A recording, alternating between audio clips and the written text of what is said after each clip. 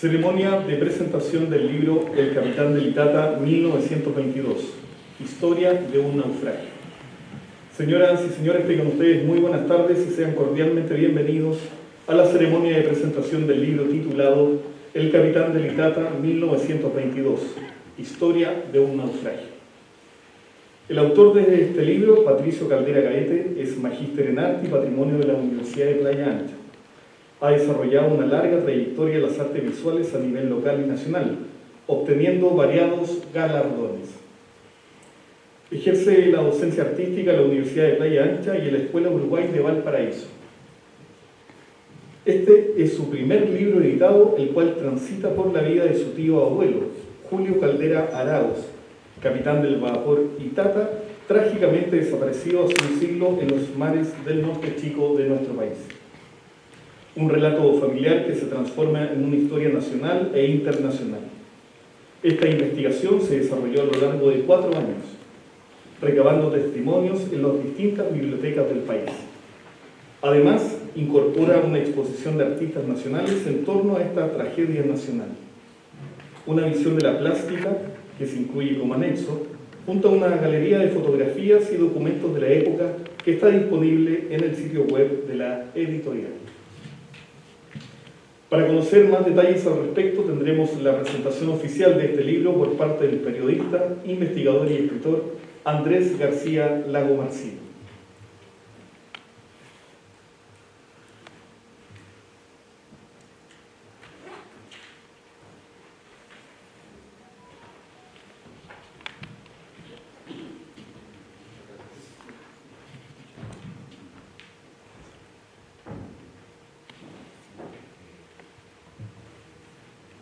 Bueno, primero que nada, bienvenidos a todos, ¿no es cierto? Siempre para un escritor es muy importante tener una concurrencia más o menos, ¿no es cierto?, relevante, como es el caso felizmente hoy día. Así que darle las gracias por acompañar a Patricio en este momento, que es súper importante, es su primer libro, me imagino lo nervioso que está, así es que el apoyo de todos nosotros para él. Bueno, presentar un libro es un poco complejo, ¿no es cierto?, porque uno cae en el riesgo de hacer lo que se denomina hoy en día como una especie de spoiler, ¿no?, de hablar demasiado del libro y que el presentador le termine robando, ¿no es cierto?, las palabras al escritor. Así que yo voy a ser breve, simplemente resaltar, ¿no es cierto?, que el libro de Patricio me llamó mucho la atención por el hecho de que es una investigación histórica extensa, donde él se dio tiempo para investigar mucho sobre el contexto de época, ¿ya?, lo cual es súper importante en un libro de investigación. Ya solamente el contexto de época permite, ¿no es cierto?, dimensionar realmente los hechos, ¿no es cierto?, que narra Patricio acerca del Itata, ¿ya? En ese contexto de época él hace énfasis, ¿no es cierto?, en los movimientos sociales, era un instante complejo para el país, pero no solamente se queda en el contexto, Patricio, también obviamente se refiere a la figura en sí de don Julio Caldera y del caso del Itata en sí mismo, ¿ya? Me llamó mucho la atención, ¿no es cierto?, por ejemplo, que don Julio haya trabajado como comisionado en Estados Unidos, de su relación cercana con Luis Gómez Carreño, ¿no es cierto?, de las instancias de independencia industrial armamentista que había en la época en Chile, en fin. Es un proceso, ¿no es cierto?, súper importante, es un contexto muy interesante, ¿ya? Y eso es lo valioso que hace Patricio en este libro, aparte, ¿no es cierto?, de tratar el caso en sí mismo del Itata, ¿ya? Nos abre, nos descubre un poco sucesos de Chile que estaban un poquito ocultos, ¿ya?, que al menos en lo que es educación de colegio y todo eso, incluso universitaria, no los conocemos, no nos enseñan eso. Patricio nos revela muchas cosas que estaban, ¿no es cierto?, escondidas en la historia del país, así que felicitar nuevamente a Patricio por esta instancia. En el caso del Itata, es algo que Patricio lo va seguramente a acentuar un poco más, ¿no es cierto?, nos va a dar más detalles sobre el tema. Simplemente hacer un nexo, ¿no es cierto?, con algo que yo he denominado la cultura de la postergación, ¿ya?, que es una instancia histórica transversal y desgraciada, ¿no es cierto?, para nuestra historia como país y principalmente como ciudad, ¿no?, como región. Valparaíso está atravesada por esta especie de cultura de la postergación que consiste en lo siguiente, para ser breve. La cultura de la postergación consiste en que tenemos todos los antecedentes de que algo malo va a ocurrir y sin embargo no se toman las medidas para que eso se evite. ¿Ya? Este es un problema transversal que tenemos como sociedad a lo largo de la historia de nuestro país. Podríamos citar muchos ejemplos acá, ¿ya? Desde la viruela de 1905, el terremoto de 1906 y el caso principalmente que nos convoca hoy día. ¿Ya? Entonces, creo que la cultura de la postergación es una tarea como sociedad y que también, ¿no es cierto?, fluye a través de la lectura del libro de Patricio como un punto a atender con cierta urgencia, ¿ya? Como sociedad, insisto. ¿Ya? Ahora, para finalizar, darle el paso a Patricio, ¿no es cierto?, no abusar de esta especie de spoiler que les dije. Simplemente quiero hablar del proceso creativo, ¿ya?, que es la otra gran valía que tiene el trabajo de Patricio, que es el rescate de memoria familiar. ¿Ya? El rescate de memoria familiar es algo que es una especie de inquietud que todos tenemos. ¿Ya? Toda la familia, cada una de nuestras familias tiene una historia. Muchas de ellas, la gran mayoría, son migrantes, ¿no es cierto?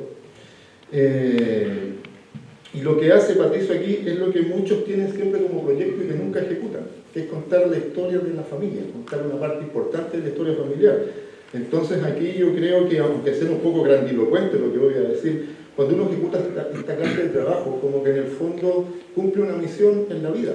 Entonces es súper importante lo que acabas de hacer, Patricio, yo te felicito realmente. Ya esto te va a dar un sentido existencial súper importante de aquí en adelante, te va a marcar. ¿Ya? Ahora, aquí lo interesante, como lector voy a hablar ahora del libro, me llamó mucho la atención la conexión que se establece a partir de un hecho histórico cuando tú investigas. ¿Qué quiero decir con esto? Ya por ejemplo, cuando uno escribe un libro de ficción, a mí me torturaron mucho con muchos autores de teoría literaria cuando estudiaba yo castellano en la universidad. Entonces, uno de estos autores era un checo y un estadounidense, Welleck y Warren, ¿ya? Ellos decían que los personajes de una novela, ¿no es cierto?, adquieren vida propia cuando uno empieza a escribir. Uno empieza a escribir algo, pero los personajes como que en algún momento de la novela se arrancan de las manos del autor y se van por diversos caminos, escapan del poder del autor. ¿Ya? En un trabajo de investigación eso es difícil que acontezca. ¿Ya? ¿Por qué? Porque obviamente yo estoy refiriéndome a hechos concretos. ¿Ya? Pero sí ocurre algo parecido en el sentido de que los trabajos de investigación, ¿no es cierto?, si bien es cierto, los personajes no adquieren vida propia, sí lo adquiere el proceso de investigación en sí mismo.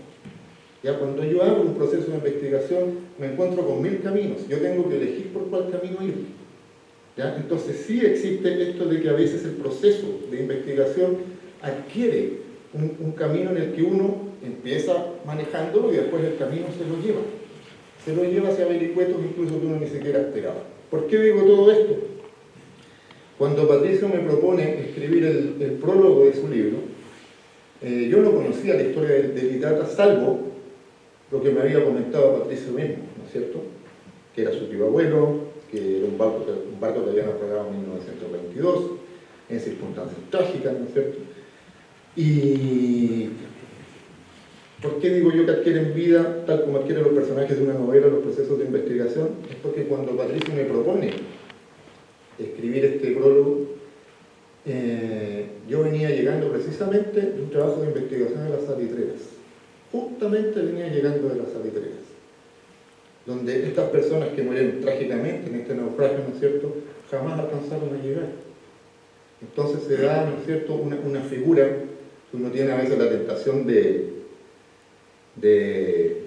digamos, hermanarla con universos esotéricos y cosas por el estilo. En realidad lo que ocurre, lo que yo les digo, es que se abren nuevas conexiones en los procesos de investigación, entonces uno amplía un poco las relaciones que puede tener. En el fondo lo que ocurrió es que yo venía llegando de las salitreras, como les digo. Patricio me propone escribir este libro, yo no sabía que esta gente del naufragio tenía que llegar allá a las salitreras, ese era su destino. Entonces, al fin y al cabo, yo venía llegando del lugar donde estos náufragos jamás pudieron llegar. Y ese es, ¿no es cierto?, el nexo que les digo yo, que adquieren los procesos de investigación cuando toman vida propia. Es un nexo que no se esperaba y que aconteció. ¿Ya? Eso gracias al trabajo de investigación que ustedes van a disfrutar, ¿no es cierto?, que ha hecho Patricio. Así que te felicito, Patricio, yo no tengo nada más que agregar. Y bueno, un aplauso anticipado para el autor porque estos trabajos son súper importantes.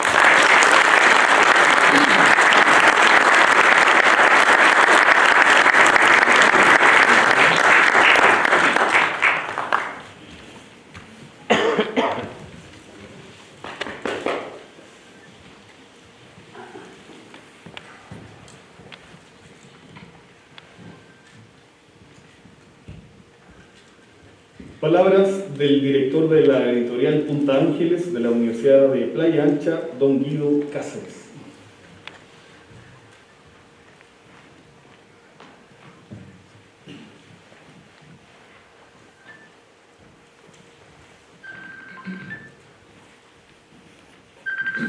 Buenas tardes a todos y a todas. Guido Olivares les habla en pequeño misión y corrección. ¿Qué pasa? Bueno, es un honor para Editorial Punta Ángeles presentar la edición del libro El Capitán del Itata del profesor Patricio Caldera. Este volumen presenta para nosotros un regreso a la presencialidad en las ceremonias de presentaciones de libros, trazadas ya por 2 años, ¿cierto? Más de 2 años. Así que eso, ya la primera noticia es una noticia positiva. Esperamos ir terminando, ir saliendo de todo esto que nos estaba afectando. Podemos hablar de que en la pandemia pudieron haber dificultades en cuanto a la edición. Sin embargo, cabe destacar que la tarea de publicar de los profesores de la Universidad de Playa Ancha se ha mantenido durante los años. Nos ha afectado porque ha sido dispersa, ha sido una manera de publicar dispersa por distintas entidades que tiene la universidad. Sin embargo, poco a poco tenemos que ir recuperando esa manera de acoger los libros alrededor de la editorial, ¿no? Esperamos seguir en ello. Un aspecto de la misión de la Universidad de Playa Ancha es contribuir a la difusión del conocimiento, tanto de los proyectos que allí se desarrollan, científicos, humanistas, como en el rescate de los hechos sucedidos en la historia de Chile y que también corresponde registrar. En esta tarea, el profesor Caldera, desde una perspectiva que le toca a lo familiar, nos presenta la tragedia que investiga rigurosamente.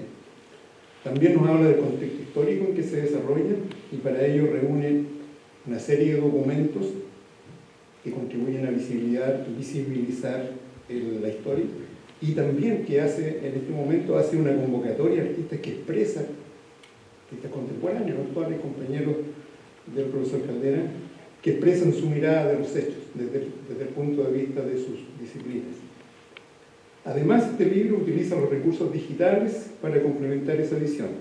Sabemos que el libro tiene que aliarse con, entre comillas, unos enemigos que era el libro digital, y por lo tanto, en el momento cuando se encuentran estos libros de papel con su complemento en la web, en la red, eso nos hace ampliar su contexto. Eso nos permite presentar de una forma más amplia sus contenidos, complementando ese libro de papel y facilitando entonces el acceso. Ese es el aporte que queremos hacer y queremos relevar desde la editorial Punta Ángeles, aliarnos con los medios digitales y ver cómo de esa manera podemos ampliar nuestras ediciones también. Así que por lo tanto esta oportunidad que tenemos con el profesor Caldera le agradecemos. En cuanto a la edición, como digo, ese es el aspecto principal para nosotros. Por lo tanto, quiero felicitarle nuevamente al profesor y agradecerle esa oportunidad.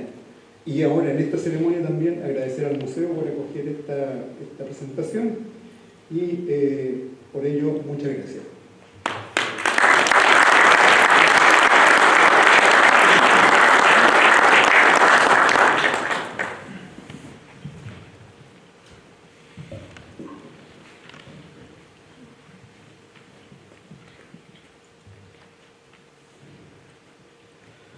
A continuación tendremos las palabras del autor del libro El Capitán del Itata, 1922, Historia de un naufragio, Patricio Caldera Gainer.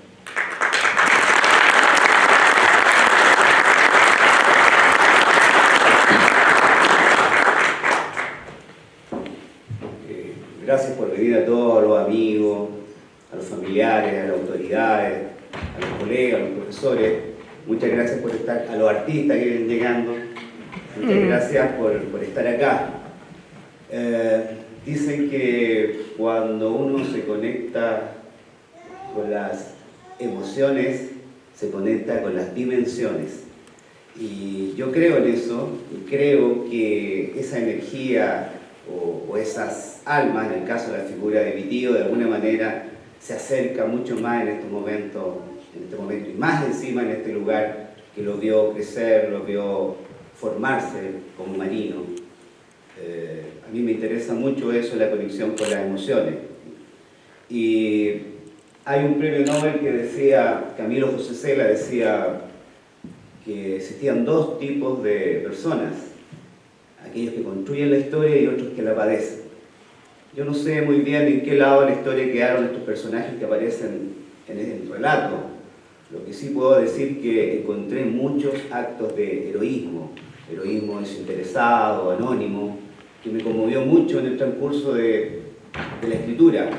De hecho, yo muchas veces me puse a lagrimear, digamos, leyendo historias y documentos y relatos que sucedieron en la tragedia. Por ejemplo, voy a adelantar algunas partes que aparecen como ejemplo, un personaje que se llamaba Juan Letelier, que después de haber salvado del naufragio del barco, de haberse salvado del bote que se dio vuelta en las rompientes, sucumbe desnudo corriendo porque su corazón no da más y muere en la playa, como tantos otros que murieron en la playa. ¿Cómo olvidar al ingeniero Ram, que con un abrigo retirado del ejército Pablo Vara trataron de hacer en el bote y salvarlo y no pudieron, también murieron en las rompientes? ¿Cómo olvidar al mocetón fornido que anónimamente, a empujones, en el pánico de la gente por alcanzar un bote, salva la vida de una niña y la deposita en el bote y se despide tirándose al vacío? Y cómo no olvidar el acto heroico de mi tío abuelo como capitán, que a pesar de todos están en contra de tener heridas sangrantes, brazos quebrados, y no abandonó su puesto hasta las últimas consecuencias.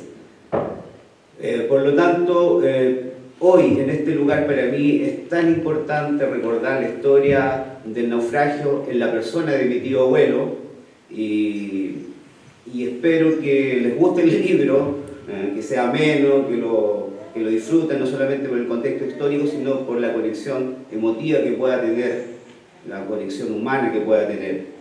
Y bueno, y para retratar lo que significaba mi tío abuelo, o lo que sucedió, encontré dentro de la investigación el escrito aparecido en el diario La Unión, hace un siglo exactamente, en septiembre de 1922, que decía así más o menos: hace 24 años, en un día de agosto, un grupo de muchachos vestía por primera vez la chaquetilla corta de la escuela naval.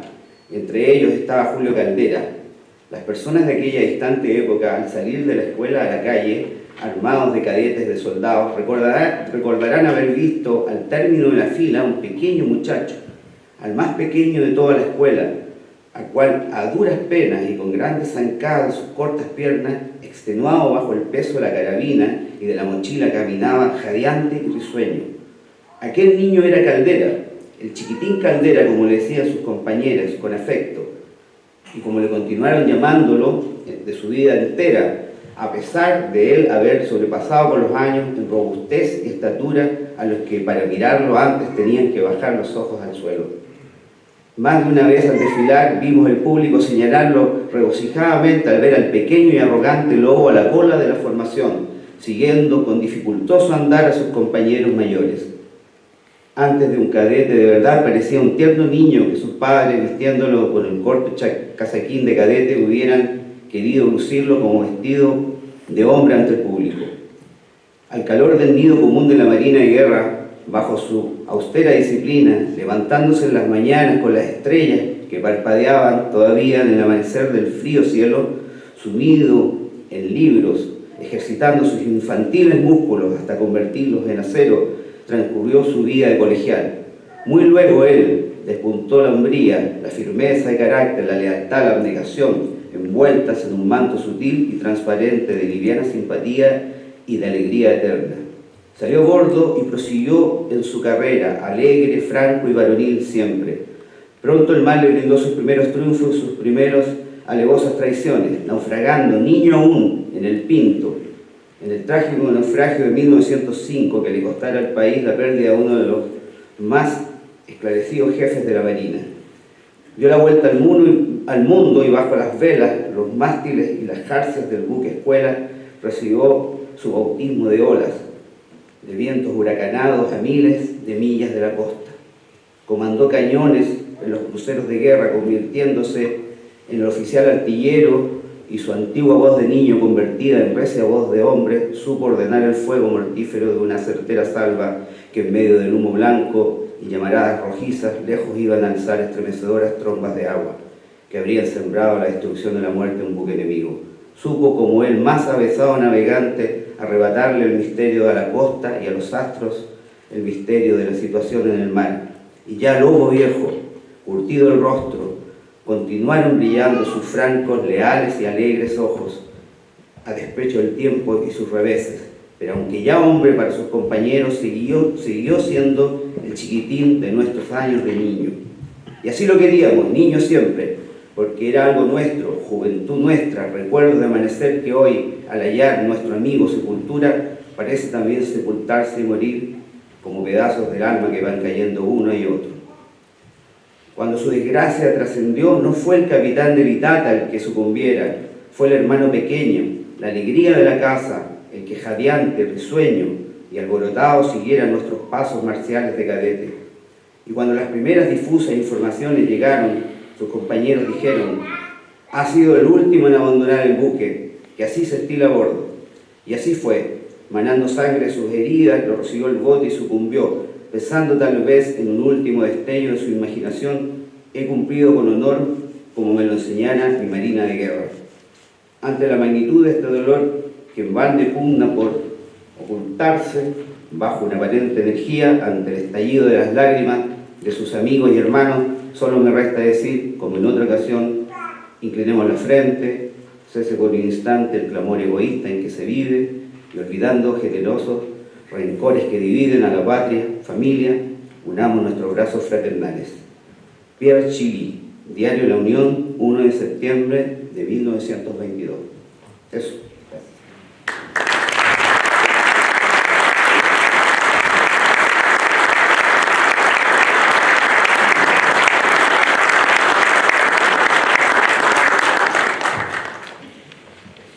A continuación, invitamos a pasar adelante al señor director del Museo Marítimo Nacional, contraalmirante Andrés Rodrigo, junto a Patricio Caldera, para la donación del cuadro titulado Vapor Itata, vinculado por supuesto a la historia de este libro.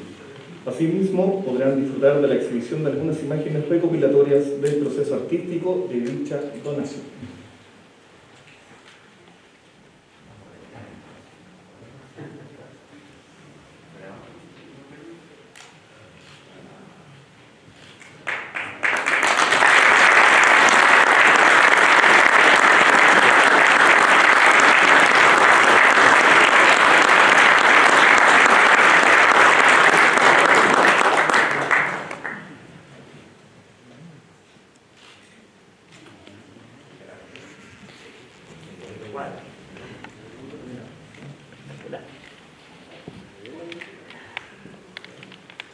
Palabras de cierre por parte del señor director del Museo Marítimo Nacional, contraalmirante Andrés Rodrigo Ramírez.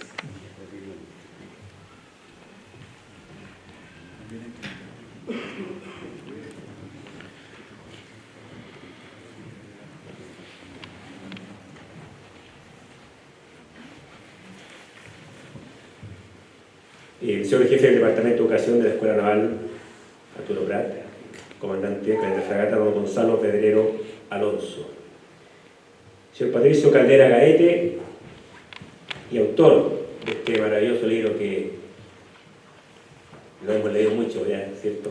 Y que se ha presentado el día de hoy. Señor director de la editorial Punta Ángel de la Universidad de Playa Ancha, don Guido Olivares Salinas. Señor Andrés García Laguarcino, jefe militar del Museo Marítimo Nacional, don Piero Fagandini, y representantes del Museo Marítimo Nacional. Invitados especiales, señoras y señores y todos los amigos de la UPLA que aquí se encuentran presentes en este momento.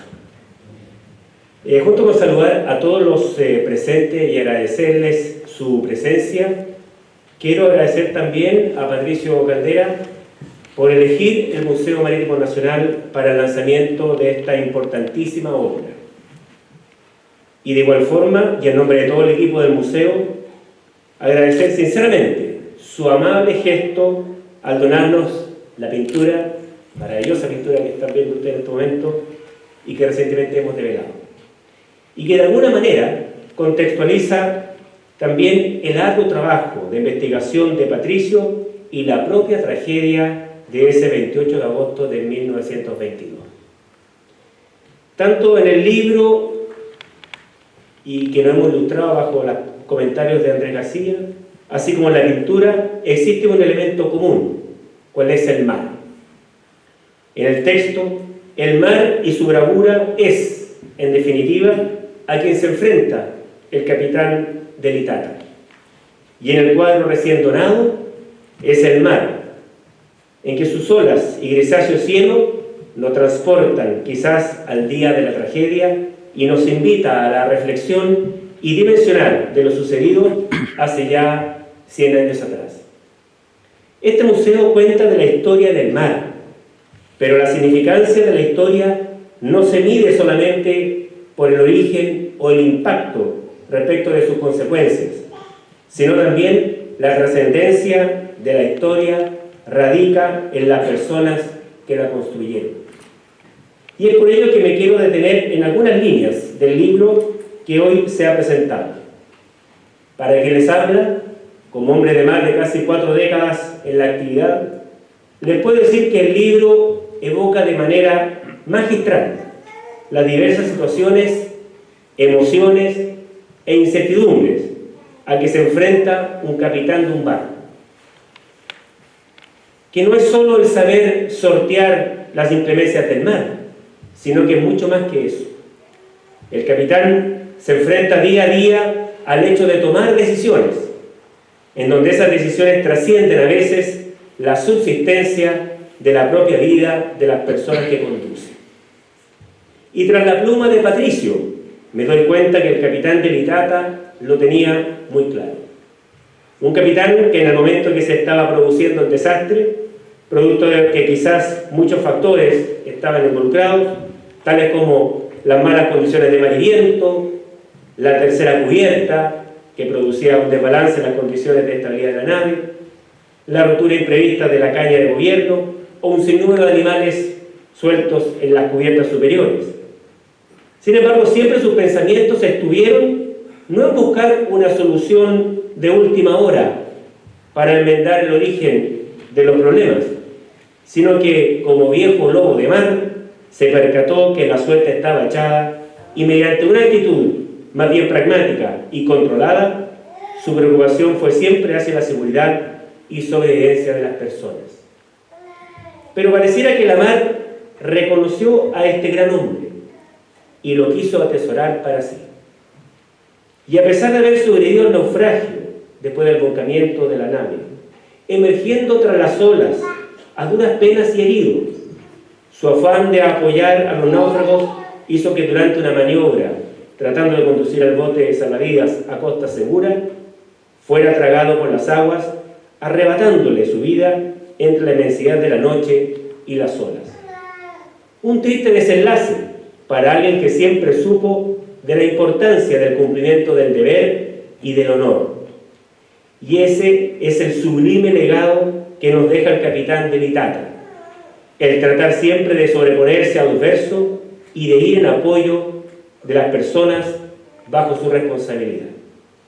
Un texto que atesoraremos en la biblioteca y archivo histórico de este museo, como testimonio fiel no solo de un hecho histórico, sino que de reflexión sobre la actitud de un marino que nos deja una enseñanza y un legado para las generaciones de hoy y de siempre.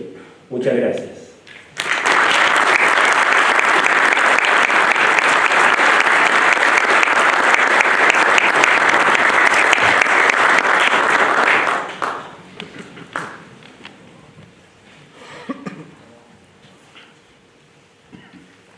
continuación tendremos la intervención. Ahí sí parece que tenemos sonido, voz y guitarra.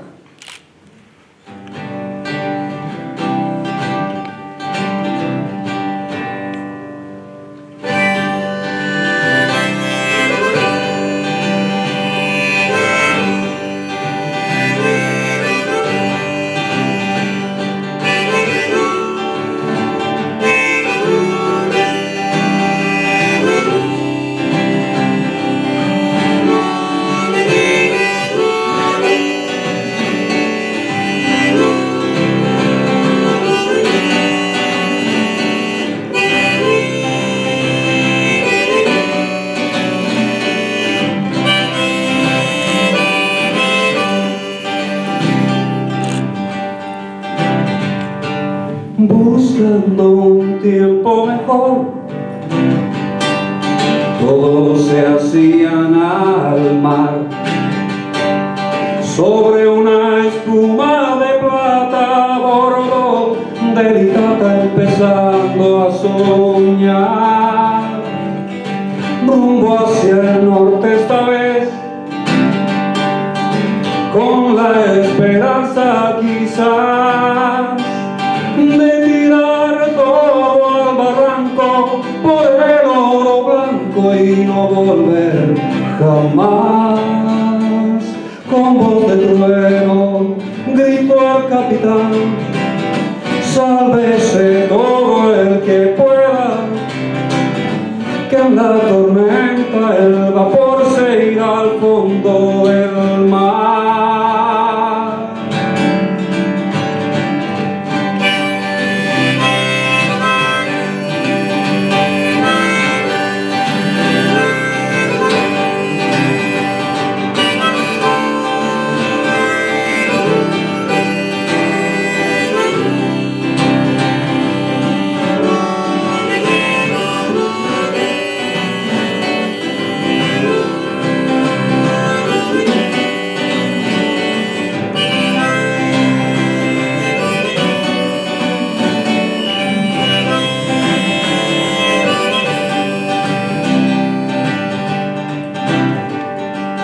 Algo no andaba muy bien,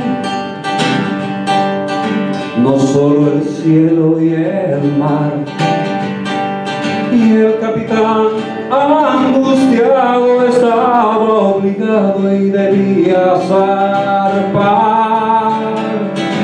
Una cubierta de más, cruzaron el portalón, las vacas y los corderos con los pasajeros y algún polizón. Con voz de trueno gritó el capitán: sálvese todo el que pueda, que en la ambición el vapor se irá al fondo del mar. Todo se terminó allí, poco después de zarpar. Sueños que fueron quimera y frente a la higuera sembraron el mar.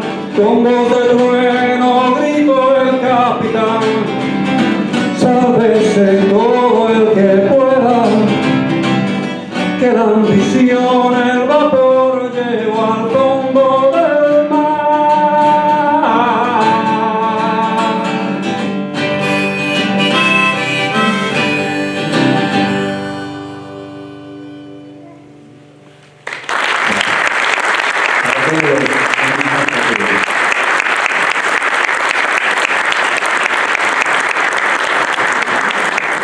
Buenas tardes, yo soy Guido Olivares, director de Editorial Punta Ángeles de la Universidad de Playa Ancha, y quiero agradecer primero al Museo Marítimo por acogernos a esta presentación. Tal como hemos comentado, este para nosotros significa un cambio a las actividades, una vuelta a las actividades presenciales. Veníamos todos afectados, ¿cierto?, por la pandemia y ya estamos resurgiendo. Este libro es bien especial para nosotros porque además estamos desarrollando una línea que complementa el libro papel con un apoyo digital.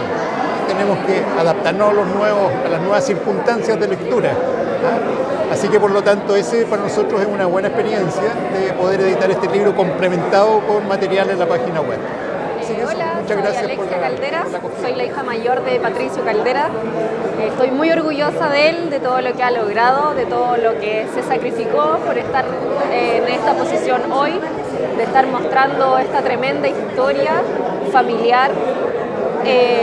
Nos pone muy contentos a toda su familia, al núcleo más cercano, que lo hemos visto hasta las tantas de la noche estudiando, investigando, así que papá, eres un grande, estoy orgullosa de ser tu hija.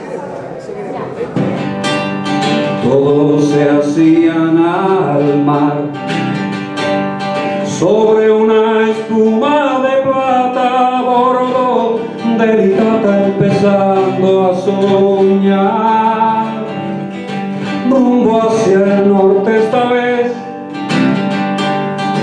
con la esperanza